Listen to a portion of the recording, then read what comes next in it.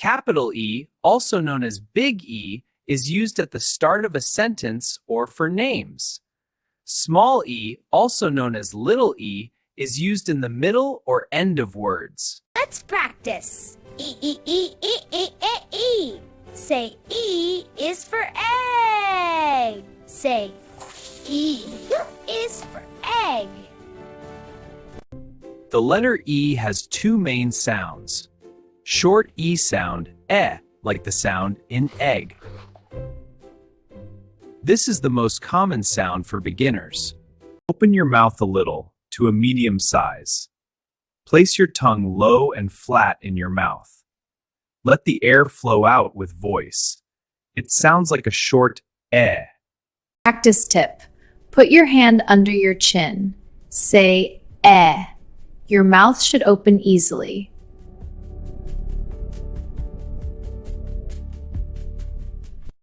The long E sound, E. This is the long E sound. It says its own name, E like in bee.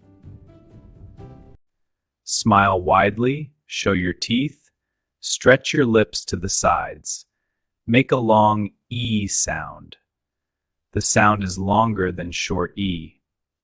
Practice tip. Sabeg and say E for a long time. Feel the difference. Short E, egg.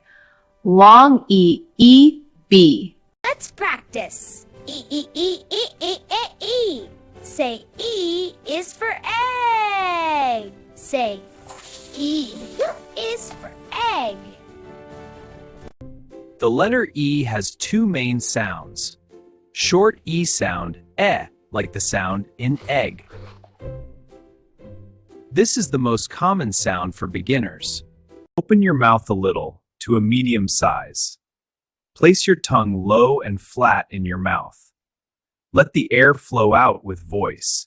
It sounds like a short eh. Practice tip. Put your hand under your chin. Say eh. Your mouth should open easily.